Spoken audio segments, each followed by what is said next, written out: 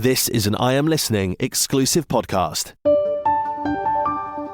They know what steps need to be taken. They need to be done now. It's not some future plan. It needs to be taken on now, and it needs to be taken seriously, and it needs to be funded correctly, because we have no idea what is around the corner for us, because this experience is not something that's ever been experienced by humankind, ever, on any kind of scale that's related to this. Hello and welcome to this Tread Lightly podcast from us at the Rainham Eco Hub. My name is Kaylee. And I'm Liz. And this podcast is where we delve a little bit deeper into those conversations with local everyday heroes that are doing small and impactful changes. We hope that you get as much out of this as me and Liz do, and that you also laugh just as much too. Today we get to speak to Steph Clark, the head girl from Rainham Grammar School. She founded and headed up the school's Eco Club. She was a key speaker at Rainham's Big Green Day in 2023, and her work as the Eco Lead has also won her the Young Green Hero Award in the Rainham Community Awards 2023 category. We are so excited that she is able to come and talk to us about all of the things that she cares about and the things that she dreams will be able to be achieved by people coming together and working together. Hello and welcome to this week's podcast with the Rainham Eco Hub, where this week we are joined by a guest speaker called Stephanie from Rainham Grammar School. I am dead excited for this one. How are you, Steph? I am very, very excited to be on here. This is one of your first episodes, am I right? Yeah, this is like part of our first series. And so Liz and I are going to have a bit of a chat with you, find out about a little bit about you and kind of where you're at. Yeah, tell us, Steph, tell us a little bit about you. Okay, so I've always been interested in the environment and nature. I've actually always had a subscription to the Camp Wildlife magazine, but really, and the sort of action, me thinking about taking action was about last year after I'd done my GCSEs. You probably remember the wildfires were raging this time last year, and it's a pretty scary time to be a young person. And it was about this time as well that I read this book called Diary of a Young Naturalist. It's by Dara McAnulty. And he actually wrote it when he was about 16, 17. And it sort of follows his journey through caring for the environment as a neurodiverse teen, which was really, really interesting, obviously extremely inspiring. And for him to take that leap and start his own eco club at his school, where he was absolutely terrified, really inspired me to make that leap myself. And yeah, so November last year was our first eco club meeting here at RMGS, led by me, which is very exciting. We loved it. Did we come along to your second one? You came along to the second one. Yes, you did. Oh, and tell us a bit more about the team that you've got there. So I take it you've got kind of people who are in a similar position to you, kind of other young people at Rainham. Tell us about Yes, so it was actually very interesting, because about 3 years ago, there was the closest thing that came to an environmental group was the gardening club, which was lovely and everything, but I was the only person who ended up going. I managed to convince one or two other people to go, but it didn't really take off. It didn't hit the spot, do you think, in terms of... Yeah, I think for sure about that, but also I think it's to do with it being student-led as well. Back in November when I first started out, I made the signs myself. I put them up with other students and advertised it in the student bulletin. And really, I think it felt a bit more relatable. So other students became a lot more interested in it because it was more student-led, so it felt more relatable to them. But yeah, it's been really, really great to see the number of people actually come together, because I remember on that first meeting, I was absolutely terrified. I thought the no one was going to come. But on that first meeting, I think there were probably about 15 of us. We were grabbing chairs from all over the place by the time. Actually, couldn't get a seat, could you? No, it was absolutely amazing. And to be honest, I think that's one of the things with this whole topic of the environment. It's about people wanting to do something, wanting to take action, but not really knowing how to or what steps you can take, because it is such a huge crisis and on such an international global scale that it feels like on the individual scale, there's not actually that much you can do. Obviously, that isn't really true, because everyone working together as a collective of individuals has great capacity to change things. So it's been really fulfilling seeing everyone come together in that way. And what has it taught you? Like, so leading this group now where you thought you were going to rock up and you wasn't going to have that many people, to now you've got your steady team of people that just get it, they understand, they kind of support and cheerlead each other. What has it taught you, kind of like, that you didn't know before? It has absolutely taught me so much. Starting off with that first meeting, of course, but even before then, like sort of psyching yourself up, like making the signs and putting yourself out there, and then realizing that it can actually work out, like being scared, but then seeing that it works out and learning from that in itself, seeing that there are people out there who want to join you and they want to support you. And before then, really, that thing of coming together and seeing that you have the power to change things. Like, I think it was in year 7, 8 and 9, I was part of the hashtag Fridays for Future movement. So I love the Friday strikes, which in itself it wasn't really leadership as such, because I was a lot younger and other people were leading that. Other young people were organising those strikes and those protests. But seeing that it's possible and then trying to follow that through, it does make you feel more fulfilled and less concerned, mainly less concerned about things, because you're changing things that are within your control to change. And do you think as well, you've found a gang of people that care as well? Do you think, has that been important to you, kind of knowing that there's more than just you? Well, it's been really important. I mean, climate anxiety among young people is a huge problem. So many people that I've spoken to, when you sort of ask them about it, is up there with anxieties that young people have these days, and for a good reason, obviously. So coming together and sharing ideas and knowing that together you can actually change things really is a tonic for a mind which is very fraught with sort of existential dread about the environment. That's so good. Can I go back just a little bit?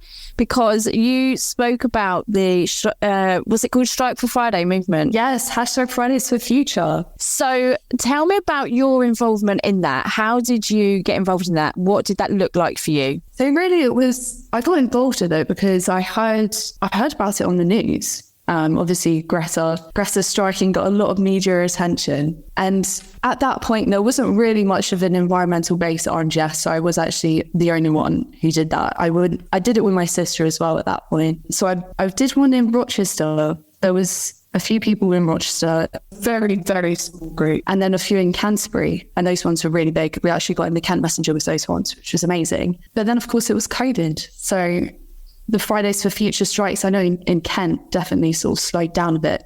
There hasn't really been a big young people strike in a while. But of course, there's been the general strikes, the Extinction Rebellion, Earth Day protests, all of that. So that is also including young people, of course. So going on those protests has been really a very informative experience, seeing that there is huge groups of young people willing to come together and miss out on their education. Like, we had to catch up on those lessons and stuff, but willing to make that sacrifice to come together and have that experience. How important it was. Yeah, it's amazing. We went earlier in the year to one of the protests in London, and the representation of young people there was really inspiring. There was kind of groups from all over the place, but you could tell that the young people's voice was really loud. Where do you kind of see young people on a kind of bigger political scale in terms of their messaging and being heard, when the leaders of the world are kind of, on an average, I think aged 62 or 68? How do the young people get their voices heard?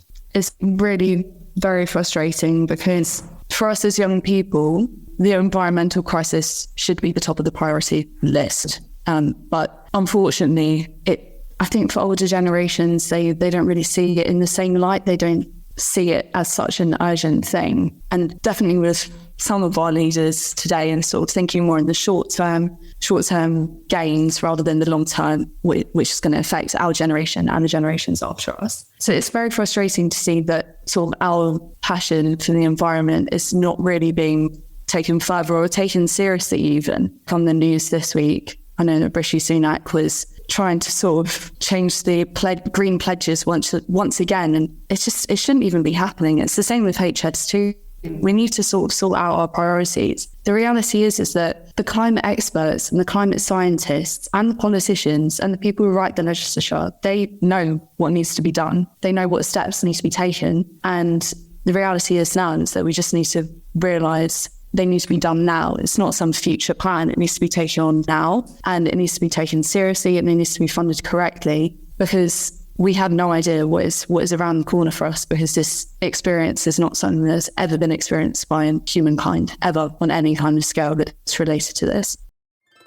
Do you want to live more sustainably, but you just don't know where to start?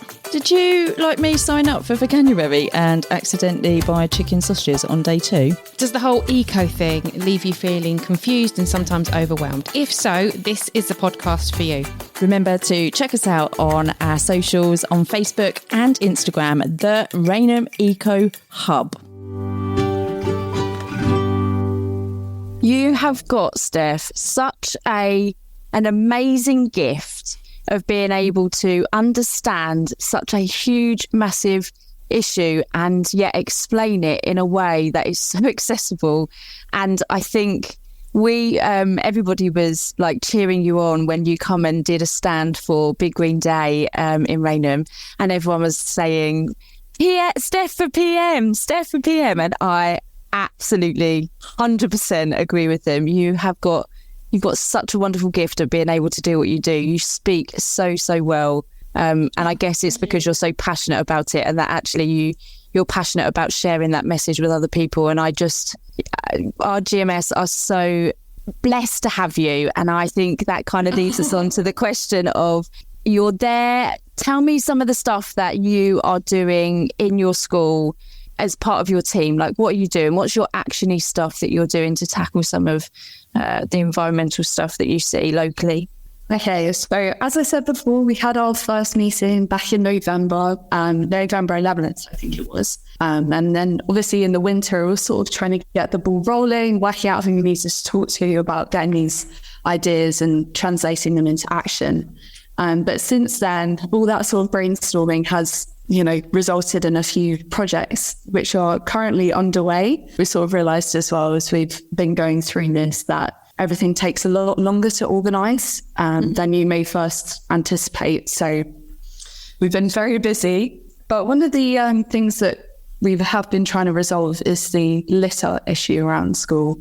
We're sort of realising that it's more of a mindset change that needs to happen. But one of the things that we are doing to try and tackle that is we set up this initiative called the Litter Critter Crew. So it's sort of branching off from the Eco Club, because it's run by a few of the prefects and sixth formers who are in Eco Club. But it's a 3-time-a-week thing during form time. So before the school day starts, really, 8:40 till 9. And we go around the school, picking up the litter, and there's reward points in it for students who attend as well. But it's been really good because it's been well attended. And of course, it has had a bit of a tangible impact, although that is still a very big problem. Following on from that as well, we've been trying to set up this ugly mug scheme, which has taken a while. We're still in the process, actually, because we've had to make a lot of negotiations with the school canteen about how it's going to work, advertising the project, getting the donations for the mugs. But in the end, we've got a lot of ugly mugs, and the current sort of plan for that is students are going to have like a loyalty card sort of thing for the ugly mugs. So every time they ask for an ugly mug, or they like bring a thermos to school, and they use that for their hot drink. They do that 6 times. They get a stamp each time, and then they get their 7th drink free. So good.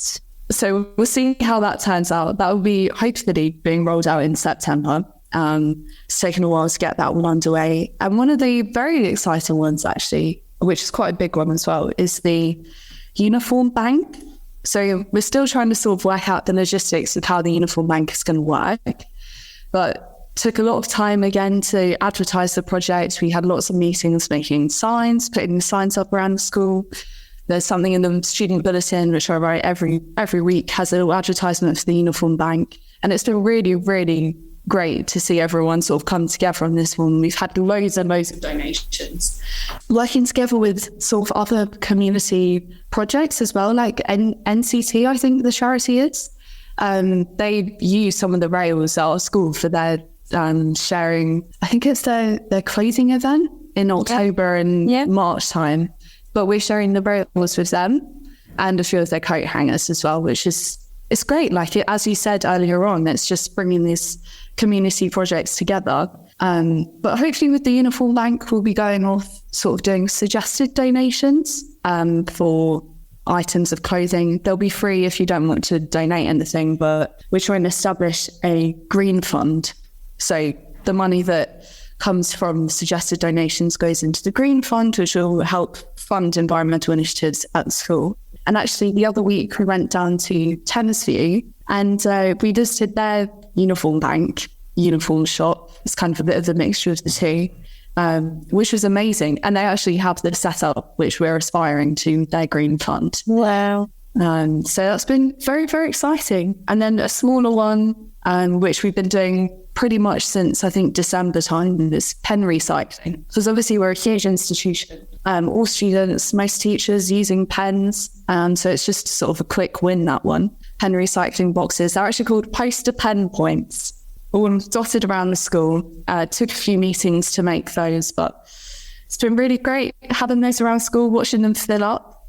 But yeah, so those are a few. The one that we've been doing most recently, though, which arguably for me has been the most gratifying, is doing the school garden.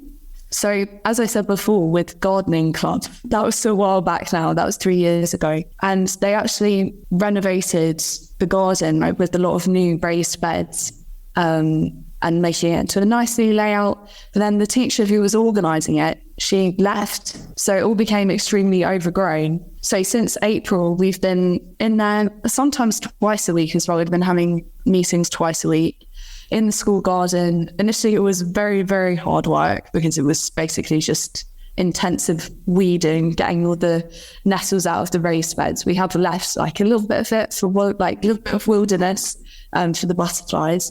But in there, we've been growing courgettes, runner beans, French beans, cosmos, poppies, strawberries, tomatoes, parsley, catnip, sweet peas, and that's just to name a few as well. So it's been really great because teachers and students alike have sort of popped in during those sessions and actually seen what we're doing. Whereas like when you're upstairs and you're sort of in a room and you're all sitting around the table, and that's great, and you're coming up with ideas, but it's not really like very public. Whereas when you're in the garden and everyone can see what you're doing, it's a bit more public. So people will come by and see what you're doing and want to get involved because they see that it's actually fun and very fulfilling and a nice thing to do to get out in sunshine in term 6. And the other week, actually, during Charity Week, we got asked to have a little stall because Kent Wildlife Trust, who were raising money for, they couldn't come and have a stall. I'm not really sure why, but they couldn't come and have a stall. So instead, Eco Club was asked to run the stall. And we raised some money for the Green Fund, doing courgettes and parsley and beans and a few strawberries for donations. And we raised £14.29, which doesn't sound like a lot, but it's awesome. Relative to Charity Week, it was quite a lot. So we're very, very, very happy with that. But yeah, so those are the things that we've been doing this year. Obviously, there's been some community events as well, like the anti-idling workshop. I know that was a local schools one, but also Rainham Eco Hub event competition. That was really, really great to join them with. So I mean, these things have been facilitated by you guys. So a huge, huge thank you for that. We did the 2 big green days. We didn't go as a club for the first big green day because we'd only just been set up. But for the second one, that was so, so great to be able to share what we've been doing and get involved and meet new people. And yeah, we've been working towards the Eco Schools Award. We'll be seeing the results of that hopefully quite soon. And the Big Schools Birdwatch back in February. Just as a little thing to get people out after school, counting the wildlife, getting involved. But yeah, so the impact you guys are is unbelievable. It's such a short space of time. You should all be really proud of yourself. Like, just unbelievable listening to you, and amazing that your school have been so good to support and enable. 100%.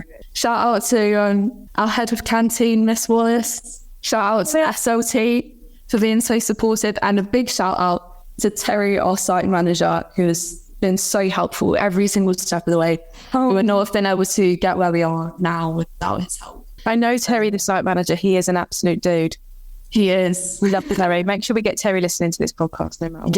Yes. I'll pass it on. Thank you, Steph. You've been amazing. Kaylee, have you got anything to add? I'm just blown away, really. And I just wish I had a school and teachers like you have now to encourage you and empower you and cheer you on, because I guess all of the stuff that you're doing is absolutely amazing and probably wouldn't be possible without them kind of giving you the free rein to kind of get on and do it.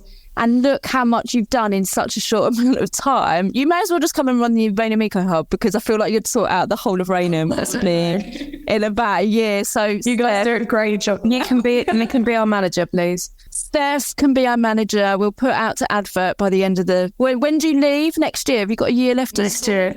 And then side hustle. She could do it as a side hustle, Kaylee. I can't wait a year for her. Thank you so much for giving us your lunch break. Honestly, it has been such a joy to hear everything about you, and we can't wait to come in and see you again maybe in the next academic term. So, thank you so much. It's been a great opportunity. Thank you for listening to the Rainham Eco Hub's Tread Lightly podcast. If, like us, you're trying to be more sustainable, then like and subscribe to get notified when we release new episodes, or even better, share with your friends and family. Hope you enjoyed today's episode, and thank you for joining us. Stay safe, keep going, and find us on socials. Cheers, guys. This has been an I Am Listening exclusive podcast. For more information, head over to our website, im-listening.co.uk.